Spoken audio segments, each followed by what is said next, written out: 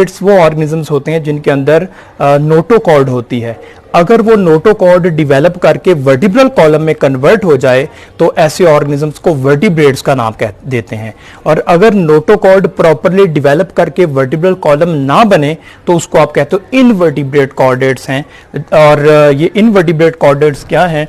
ये एंसेस्टर्स हैं वर्टिब्रेट्स के। जो जितने भी वर्टिब्रल कॉलम रखने वाले एनिमल्स हैं उनके जो एंसेस्टर्स हैं, उनके जो आबाओ अजदाद हैं जिनसे वर्टिब्रेट्स बने हैं, उनको आप इनवर्टिब्रेट कॉर्डेट्स का नाम देते हैं। तो जो एंसेस्टर्स थे वर्टिब्रेट्स के, जिनको इनवर्टिब्रेट कॉर्डेट का नाम दिया है, उनकी बॉडी के अंदर एक जो एक्सक्रीटरी सिस्टम है वो थोड़ा सा एडवांस हुआ। किस तरह से एडवांस हुआ उसको हमने नाम दिया कि वो सेगमेंटली अरेंज्ड हो गया। सेगमेंटली अरेंज्ड एक्सक्रीटरी स्ट्रक्चर बनता चला गया। जिस तरह आपने देखा है अर्थवर्म की बॉडी के अंदर, जो अर्थवर्म है ये भी इनवर्टिब्रेट्स हैं, इनमें वर्टिब्रल कॉलम नहीं होता, इनवर्टिब्रेट्स हैं। तो अर्थवर्म की बॉडी के अंदर जिस तरह सेगमेंटली अरेंज्ड, सेगमेंट हमने देखा कि उसकी बॉडी मेटामेरिकली सेगमेंटेड है, हर सेगमेंट के अंदर एक्सक्रीटरी सिस्टम मौजूद है। तो जिस तरह अर्थवर्म की बॉडी के अंदर metamerically segmentally arranged excretory system है, हर सेगमेंट के अंदर उसके एक्सक्रीटरी सिस्टम जिसको हमने नाम दिया था मेटानेफ्रिडियम मौजूद हैं। तो ये कंपैरेटिवली थोड़ा सा एडवांस्ड सिस्टम है प्लिनेरिया की निस्बत या हाइड्रा की निस्बत। तो प्लिनेरिया और हाइड्रा की निस्बत अर्थवर्म की बॉडी के अंदर मेटामेरिकल सेगमेंटेशन हुई, सेगमेंटेड बॉडी है और सेगमेंटली अरेंज्ड एक्सक्रीटरी सिस्टम इनमें मौजूद होता है। हम इससे थोड़ा सा और चले जाते हैं आगे। तो नेक्स्ट हम देखते हैं कि जो प्रिमिटिव वर्टिब्रेट्स हैं, प्रिमिटिव वर्टिब्रेट्स यानी कि जो जितने भी वर्टिब्रेट्स हैं वो फिशेस वगैरह से बने हैं। और जो प्रिमिटिव वर्टिब्रेट्स हैं उनका मतलब जो वर्टिब्रल कॉलम रखने वाले ऑर्गेनिजम्स हैं पुराने, जहां से वर्टिब्रेट्स शुरू हुए थे, उनको प्रिमिटिव, पुराने वर्टिब्रेट्स हम कहते हैं, प्रिमिटिव वर्टिब्रेट्स कहते हैं। उसकी एग्जांपल जैसे हैग फिश है। तो हैग फिश में क्या होता है? They have kidneys with segmentally arranged tubules. Hagfish की बॉडी के अंदर भी किडनीज होती हैं, लेकिन वो किडनीज क्या है? सेगमेंटली अरेंज्ड होती हैं। हैग फिश की बॉडी के अंदर भी किडनीज क्या हैं? सेगमेंटली अरेंज्ड ट्यूब्यूल्स रखती हैं। इसका मतलब है ये भी अभी मच एडवांस्ड नहीं है, लेकिन कंपैरेटिवली अगर हम हाइड्रा, प्लिनेरिया और अर्थवर्म से आगे चले जाते हैं तो हम देखते हैं कि अर्थवर्म कंपैरेटिवली हैग फिश कंपैरेटिवली ज़्यादा एडवांस है। हैग फिश की बॉडी के अंदर क्या है? सेगमेंटली अरेंज्ड ट्यूब्यूल्स हैं ये किडनीज, लेकिन किडनीज के अंदर क्या है? सेगमेंट्स बने और सेगमेंटली अरेंज्ड ट्यूब्स हैं जो कंपैरेटिवली इनवर्टिब्रेट्स की निस्बत थोड़ी सी ज़्यादा एडवांस हैं। तो ये प्रिमिटिव वर्टिब्रेट हैं हैग फिश। हैग फिश की बॉडी के अंदर जो एक्सक्रीटरी सिस्टम है वो क्या है? वो सेगमेंटली अरेंज्ड है। ये प्रिमिटिव वर्टिब्रेट्स हैं जो हैग फिश है। अच्छा जी, आगे चलते हैं, नेक्स्ट लेवल पे आ जाते हैं। तो जब हमने और एवोल्यूशन के अंदर देखा कि एवोल्यूशनरी चेंजेस आई और जो बाकी वर्टिब्रेट्स हैं, वर्टिब्रल कॉलम रखने वाले एनिमल्स हैं जिनमें नोटोकॉर्ड वर्टिब्रल कॉलम में कन्वर्ट हो चुकी है, उन ऑर्गेनिजम्स में क्या है? उनमें किडनीज जो हैं they contain many tubules which are not arranged. अब देखें जो वर्टिब्रेट्स हैं उनकी बॉडी के अंदर भी एक्सक्रीटरी सिस्टम मौजूद हैं, लेकिन यहाँ पे वो अरेंज्ड नहीं है, सेगमेंटेड नहीं है, बल्कि एक पूरे एक ही स्ट्रक्चर के अंदर, एक ही कंप्लीट एक स्ट्रक्चर है, एक ऑर्गन बना हुआ जिसके अंदर सारे के सारे स्ट्रक्चर मौजूद हैं जो एफिशिएंटली एक्सक्रीटरी सिस्टम के तौर पे काम कर रहे हैं, एक्सक्रीटरी रोल परफॉर्म कर रहे हैं। तो अब देखते हैं कि अब मच एडवांस्ड हो गया, ज़्यादा एडवांस हो गया। जो वर्टिब्रेट्स हैं ये ज़्यादा एडवांस्ड हो गए प्रिमिटिव वर्टिब्रेट की निस्बत, इनवर्टिब्रेट कॉर्डेट की निस्बत और इनवर्टिब्रेट्स की निस्बत। जो वर्टिब्रेट्स हैं ये मच एडवांस्ड हैं। इनमें एक ही ऐसा स्ट्रक्चर है जिसके अंदर सारे का सारा एक्सक्रीटरी स्ट्रक्चर है, एक्सक्रीटरी फंक्शन परफॉर्म हो रहा है, जिसको हमने नाम दिया प्रॉपर किडनी का। तो वर्टिब्रेट्स के अंदर बाकायदा किडनीज हैं। जिस तरह एग्जाम्पल ह्यूमन की एग्जाम्पल ले सकते हैं, मैमल्स, एनिमल्स, मोस्टली जो वर्टिब्रेट जितने भी हैं उनके अंदर प्रॉपर किडनीज मौजूद हैं। तो एग्जाम्पल मैंने मैमल्स लिखते हैं तो इनके अंदर प्रॉपर किडनी मौजूद हैं जो सेगमेंटली अरेंज्ड नहीं है, बल्कि एक कंप्लीट ऑर्गन है जो कंप्लीट एक्सक्रीटरी रोल परफॉर्म कर रहा होता है। अब इन वर्टिब्रेट्स के अंदर क्या होता है? हम कहते हैं वर्टिब्रेट्स के अंदर क्या चीज होती है? बेसिक फंक्शनल यूनिट होता है जिसको हम किडनी कहते हैं। और किडनी के अंदर बेसिक फंक्शनल यूनिट कौन सा होता है? नेफ्रॉन होता है। तो वर्टिब्रेट्स के अंदर जो बेसिक फंक्शनल यूनिट है किडनी का वो नेफ्रॉन है।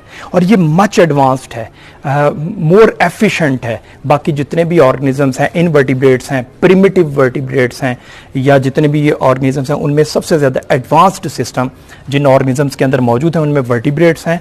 और वर्टिब्रेट्स के अंदर जो किडनीज हैं, और किडनीज के अंदर जो बेसिक फंक्शनल यूनिट होता है वो कौन सा होता है, उसको नेफ्रॉन का हम नाम देते हैं। तो बच्चों इस तरह से एक एवोल्यूशनरी स्ट्रक्चर है जिसमें हम देखते हैं कि भाई एक्सक्रीटरी जो सिस्टम है, जो एक्सक्रीशन का फंक्शन है, वो एवोल्यूशन हुई है और step by step much advanced system बनता चला जा रहा है। वेरी सिंपली मैं इसको दोबारा बता देता हूं कि अगर आप देखें सबसे पहले जो इनवर्टिब्रेट्स है जिस तरह हाइड्रा वगैरह, प्लेनेरिया, उनके अंदर comparatively less advanced excretory system था। उसकी निस्बत जो जो हम अगले इंडिविजुअल की तरफ, ऑर्गेनिजम्स की तरफ आते हैं, एक्सक्रीटरी सिस्टम एडवांस होता चला जाता है, मच एडवांस होता चला जाता है। अब देखें जो एंसेस्टर्स थे वर्टिब्रेट्स के, जिनको इनवर्टिब्रेट कॉर्डेट कहा जाता है, उनकी बॉडी जो है उनमें सेगमेंटली अरेंज्ड स्ट्रक्चर थे, सेगमेंट्स थे। जिस तरह अर्थवर्म की बॉडी के अंदर मेटामेरिक सेगमेंटेशन है, हर सेगमेंट के अंदर एक्सक्रीटरी सिस्टम है, तो ये सेगमेंटली अरेंज थे। फिर थोड़ा सा आगे चले जाएं, जो प्रिमिटिव वर्टिब्रेट्स हैं, आप समझ लीजिए प्रिमिटिव वर्टिब्रेट जैसे हैगफिश है, उसकी बॉडी के अंदर भी किडनी है लेकिन किडनी सेगमेंटली अरेंज्ड है।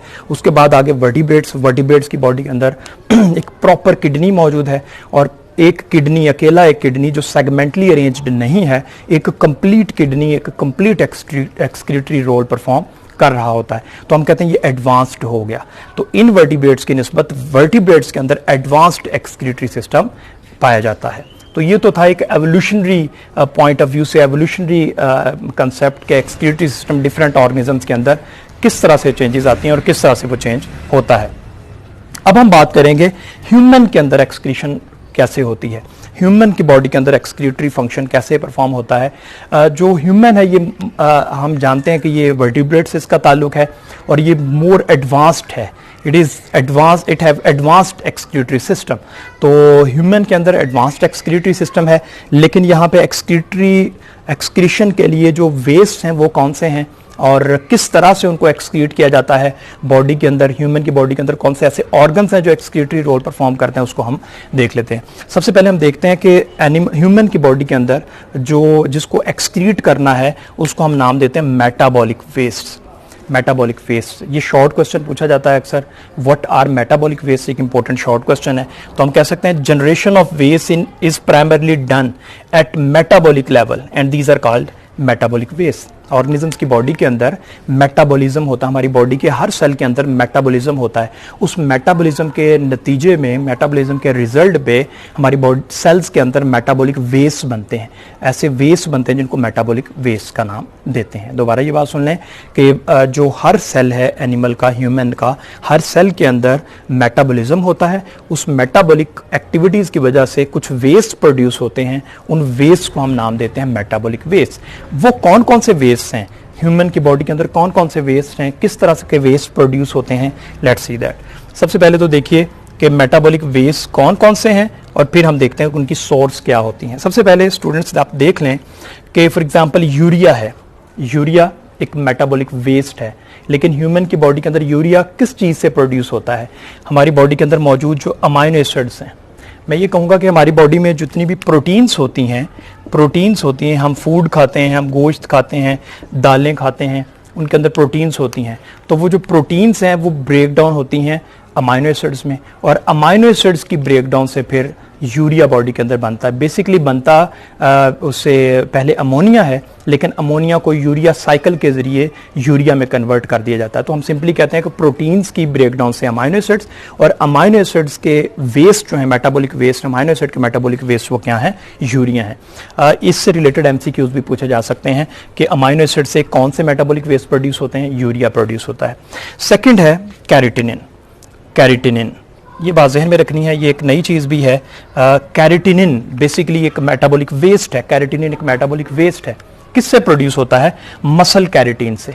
ये मसल कैरेटीन क्या है, बेसिकली स्टूडेंट्स हम जब भी ह्यूमन की बॉडी के अंदर हर सेल्स के अंदर एरोबिक रेस्पिरेशन हो रही होती है, उस वक्त enough oxygen, enough energy produce हो रही होती है जो हमारे सेल की ज़रूरियात को पूरा करती है। लेकिन समटाइम्स क्या होता है, जब एरोबिक रेस्पिरेशन कंप्लीट प्रोसेस नहीं कर पाती, एरोबिक रेस्पिरेशन का प्रोसेस रुक जाता है, तो या एरोबिक रेस्पिरेशन कंप्लीट नहीं हो पाती, तो फिर हमारे सेल्स के अंदर एक मसल्स के अंदर एक ऐसी चीज़ बनती है, ऐसे कंपाउंड्स बनते हैं, ऐसे स्ट्रक्चर बनते हैं जिनको आप नाम देते हो मसल कैरेटीन। उनको हम नाम, जैसे वो कैरेटीन फॉस्फेट होते हैं, कैरेटीन फॉस्फेट, तो वो चूंकि हमारे मसल्स में है इसलिए उसको मसल कैरेटीन कहते हैं। तो एनारोबिक रेस्पिरेशन के दौरान, एरोबिक रेस्पिरेशन जब नहीं हो पाती तो उस दौरान हमारे सेल्स के अंदर, मसल्स के अंदर कैरेटीन फॉस्फेट बनते हैं। ये जो कैरेटीन फॉस्फेट है, इनमें से फॉस्फेट को उतारा जाता है और वो हमारी एडीपी के साथ मिलकर एटीपी में कन्वर्ट हो जाते हैं और एटीपी हमारे मसल सेल्स को मिलती है, जिससे हमारी वर्किंग कंटिन्यू रहती है। दोबारा ये बात सुन ले, हमारे मसल्स के अंदर एक कंपाउंड बनता है जिसको मसल कैरेटीन का नाम देते हैं, कैरेटीन फॉस्फेट होता है। तो चूंकि मसल्स में बन रहा है इसलिए इसको मसल कैरेटीन कहते हैं।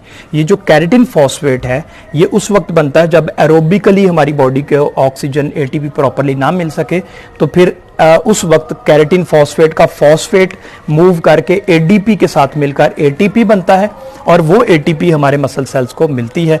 इसलिए उस मसल्स के अंदर मौजूद जो कैरेटीन होती हैं, इनकी जब ब्रेकडाउन होती है उससे जो वेस्ट बनते हैं उनको हम नाम देते हैं कैरेटिनिन। कैरेटिनिन मसल्स की कैरेटीन फॉस्फेट की ब्रेकडाउन से कैरेटिनिन प्रोड्यूस होती है। ये एक इंपॉर्टेंट चीज थी जो आमतौर पे स्टूडेंट्स इसको नहीं समझ पाते। उसके बाद है जी यूरिक एसिड। यूरिक एसिड क्या होता है? हमारे फूड के अंदर जो हम चीजें खाते हैं उसके अंदर जो न्यूक्लिक एसिड होते हैं, उसके अंदर डीएनए होता है, आरएनए होता है। तो वो जो डीएनए या आरएनए है हमारी फूड के अंदर जो हमने खाया है, उससे डीएनए और आरएनए यानी कि न्यूक्लिक एसिड की ब्रेकडाउन से जो वेस्ट प्रोड्यूस होते हैं उसको आप नाम देते हो यूरिक एसिड का। तो यूरिक एसिड भी एक मेटाबॉलिक वेस्ट है जो हमारी न्यूक्लिक एसिड से प्रोड्यूस होता है। इसी तरह हमारे मसल्स के अंदर, हमारी फूड के अंदर, हमारे ब्लड के अंदर हीमोग्लोबिन होते हैं। हम जानते हैं जो रेड ब्लड सेल्स के अंदर मौजूद होते हैं हीमोग्लोबिन, जो ऑक्सीजन कैरिंग प्रोटीन है, या हमारे सेल्स के अंदर जो हार्मोन्स होते हैं ब्लड में, हार्मोन्स हैं या हीमोग्लोबिन है, इनकी ब्रेकडाउन से बिलिरुबिन बनता है। तो बिलिरुबिन ये क्या है? ये भी एक मेटाबॉलिक वेस्ट है।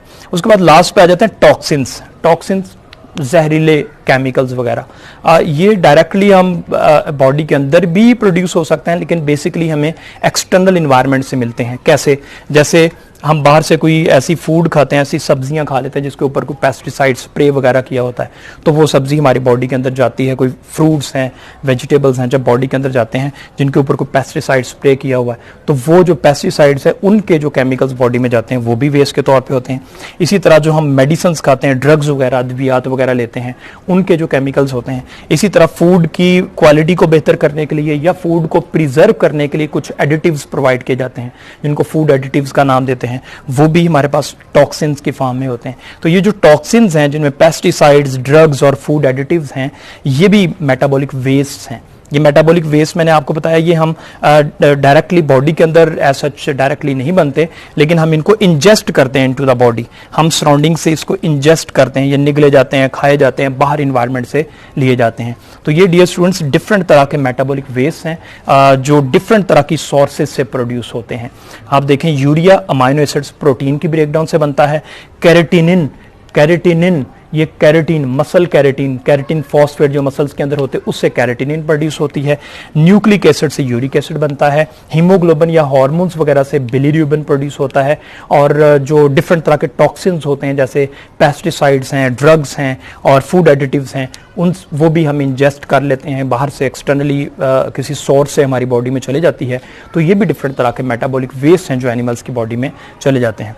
अब ये इतनी तरह के डिफरेंट तरह के वेस्ट हैं, इन वेस्ट को बॉडी से एक्सक्रीट करना, ये काम है हमारे एक्सक्रीटरी सिस्टम का। हमारा एक्सक्रीटरी सिस्टम बेसिकली इन मेटाबॉलिक वेस्ट्स को, ये जो मेटाबॉलिक वेस्ट हैं, इनको बॉडी से निकालेगा। अब बॉडी के अंदर से मेटाबॉलिक वेस्ट्स को कैसे निकाला जाता है? तो कौन कौन से बॉडी के ऐसे ऑर्गन्स हैं, कौन से ऐसे एक्सक्रीटरी स्ट्रक्चर्स हैं जो कि हम मोस्ट मच एडवांस्ड ऑर्गेनिज्म हैं, तो हमारी बॉडी के अंदर जो एक्सक्रीटरी स्ट्रक्चर्स हैं, एक्सक्रीटरी ऑर्गन्स हैं, वो भी बहुत ज़्यादा एडवांस्ड हैं। तो हम देखते हैं कौन कौन से ऑर्गन्स हैं और किस तरह से वो बॉडी के अंदर से मेटाबॉलिक वेस्ट को रिमूव कर रहे हैं, उनको देखते हैं। सो हम कहते हैं जी what are the excretory organs. तो हमारी बॉडी के अंदर दो तरह के एक्सक्रीटरी ऑर्गन्स हैं, एक को कहा जाता है liver, second one is called the kidney. हमारा बॉडी के अंदर जो मौजूद लीवर है प्लस हमारी बॉडी के अंदर जो किडनी है, ये दोनों एक्सक्रीटरी रोल परफॉर्म करते हैं, एक्सक्रीशन का फंक्शन परफॉर्म करते हैं। इन दोनों को हम एक्सप्लेन करेंगे हमारे सिलेबस के अंदर, फर्स्ट चैप्टर के अंदर ये डिटेल से हैं, लेकिन इन दोनों को एक्सप्लेन करने से पहले एक बहुत इंपॉर्टेंट शॉर्ट क्वेश्चन है जो यूजुअली एग्जाम में पूछा जाता है कि why the skin is not an excretory organ. Skin जो है हमारी, वो भी तो लग रहा है कि जैसे ये एक्सक्रीटरी रोल परफॉर्म करती है, लेकिन ऐसा नहीं है। तो क्यों नहीं है? Why the skin is not an excretory organ, why the skin is not an excretory organ, ये क्वेश्चन है जो इंपॉर्टेंट शॉर्ट क्वेश्चन है, लीवर वाले टॉपिक में हमारे सिलेबस के अंदर ये मौजूद है। तो ये क्वेश्चन है why skin is not an excretory organ. तो रीजन ये है, जो स्किन है वो एक्सक्रीशन नहीं करती, वो सिक्रीशन करती है। रीजन क्या है? हमारी स्किन पे ना कुछ खास तरह के ग्लैंड्स होते हैं, हमारी स्किन पे ग्लैंड्स होते हैं। दो तरह के ग्लैंड्स हैं, एक को कहा जाता है स्वेट ग्लैंड्स, स्वेट पसीने को निकालने में, दूसरे को कहा जाता है सिबेशियस ग्लैंड, सिबेशियस जिनसे सीबम प्रोड्यूस होता है। तो दो तरह के ग्लैंड्स हैं, एक को हम कहते हैं स्वेट ग्लैंड, स्वेट ग्लैंड के जरिए क्या चीज प्रोड्यूस होती है? वाटर प्लस सॉल्ट से निकलते हैं। देखें हमारी बॉडी में जब पसीना आता है तो उससे बॉडी के अंदर से पानी निकलता है और प्लस इसमें बॉडी के अंदर कुछ सॉल्ट्स होते हैं वो निकलते हैं। लेकिन ये वाटर और सॉल्ट्स किस पर्पस के लिए निकल रहे हैं? क्या ये एक्सक्रीशन कर रहे हैं? ऐसा नहीं है, ये सिक्रीशन कर रहे हैं, सिक्रीट कर रहे हैं बॉडी से वाटर को और सॉल्ट्स को बॉडी से सिक्रीट कर रहे हैं। और इससे हमें फायदा क्या होता है? इससे हमारी बॉडी के अंदर थर्मो रेगुलेशन होती है।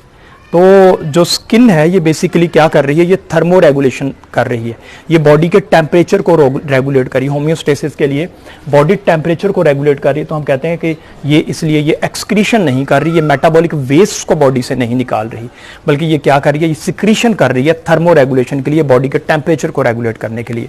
तो एक तो बात ये होगी कि हमारे बॉडी स्किन के अंदर, स्किन इसलिए एक्सक्रीटरी ऑर्गन नहीं है क्योंकि यहाँ से स्वेट प्रोड्यूस होता है जिसमें वाटर और सॉल्ट्स होते हैं और इससे बॉडी को थर्मो रेगुलेशन मिलती है। सेकंड है सिबेशियस ग्लैंड्स।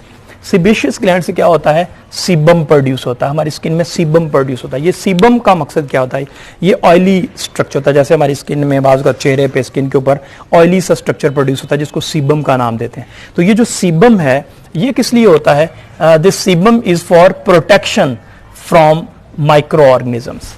जो सीबम है ये भी प्रोटेक्शन दे रहा है, ये भी प्रोटेक्ट कर रहा है, लेकिन किससे? ये हमारी बॉडी के अंदर मौजूद जो माइक्रो ऑर्गेनिजम्स हैं उनसे हमें प्रोटेक्ट कर रहा है। तो इसलिए हम कहते हैं कि भाई स्वेट ग्लैंड से थर्मो रेगुलेशन में हेल्प मिल रही है, किसी किस्म का कोई मेटाबॉलिक वेस्ट नहीं निकल रहा। सिबेशियस ग्लैंड से माइक्रो ऑर्गेनिजम्स बॉडी के ऊपर जो अटैक करते हैं, कोई बैक्टीरिया वायरस वगैरह स्किन के ऊपर आ जाते हैं, तो उनको ये खत्म करते हैं, उनके अगेंस्ट ये उनको डेड करते हैं। तो दोनों जो हैं ये एक्सक्रीशन नहीं कर रहे, किसी किस्म के मेटाबॉलिक वेस्ट को एक्सक्रीट नहीं कर रहे, ये सिक्रीशंस करते हैं जनरली बॉडी के ऊपर मौजूद कुछ चीज़ों को जर्म्स वगैरह से प्रोटेक्शन के लिए या फिर बॉडी के टेम्परेचर को रेगुलेट करने के लिए। इसलिए that's why skin is not an excretory organ, it just help in the protection in different ways. तो ये तो बात होगी, शॉर्ट क्वेश्चन था why skin is not an excretory organ. अब हम बात करते हैं अपने एक्सक्रीटरी ऑर्गन्स की तरफ चलते हैं, और इनमें हमने पढ़ा था कि दो तरह के एक्सक्रीटरी ऑर्गन, एक लीवर है और एक किडनी है। तो लीवर किस तरह हमारा एक्सक्रीटरी ऑर्गन है, सबसे पहले हम इसको देख लेते हैं।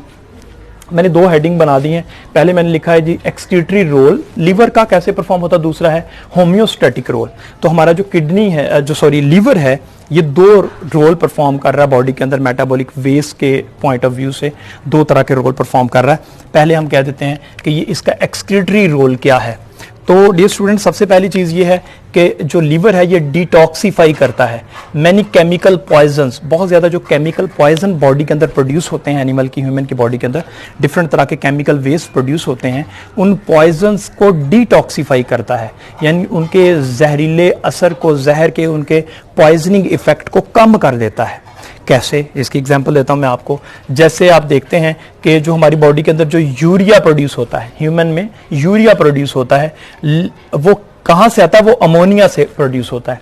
तो बेसिकली अमोनिया को यूरिया में कन्वर्ट किया जाता है। बेसिकली हमारी बॉडी के अंदर अमोनिया को यूरिया में कन्वर्ट किया जाता है। तो अमोनिया को यूरिया में कौन कन्वर्ट करता है?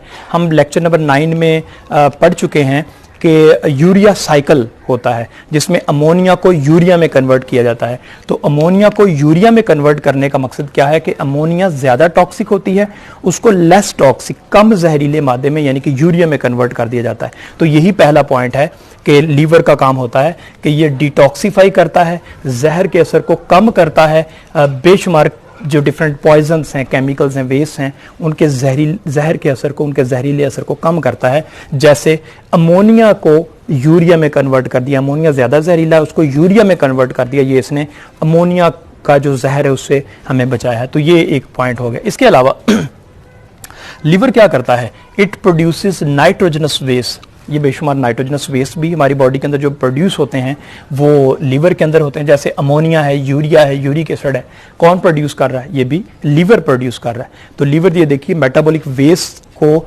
एक्सक्रीट करने के लिए उनको ऐसी सिचुएशन प्रोड्यूस कर रहा है कि जो वेस्ट हैं उनको बॉडी से निकाला जा सके। तो ये काम हो गया। उसके बाद जी आप जानते हैं यूरिया के बारे में अगर हम देख लें तो यूरिया जो है it can retain in greater amount than ammonia. हम जानते हैं कि यूरिया को ज़्यादा मिकदार में बॉडी में रखा जा सकता है अमोनिया की निस्बत। अमोनिया ज़्यादा जहरीली है तो उसको यूरिया में कन्वर्ट कर दिया जाता है। इसी तरह से अगर हम देखें तो यूरिया जो है it can be eliminated with less water. Urea को कम पानी से बॉडी से निकाला जा सकता है, कम वाटर से बॉडी से निकाला जा सकता है, तो हम पानी को सेव कर सकते हैं। इस तरह से जो लीवर है ये डिटॉक्सीफाई करता है डिफरेंट केमिकल्स को, जैसे अमोनिया को यूरिया में कन्वर्ट कर दिया। लीवर जो है ये नाइट्रोजनस वेस्ट प्रोड्यूस करता है, जैसे अमोनिया, यूरिया, यूरिक एसिड। इसी तरह लीवर जो है ये यूरिया को प्रोड्यूस करता है जो कि मेन एक्सक्रीटरी प्रोडक्ट है, प्रिंसिपल एक्सक्रीटरी वेस्ट है।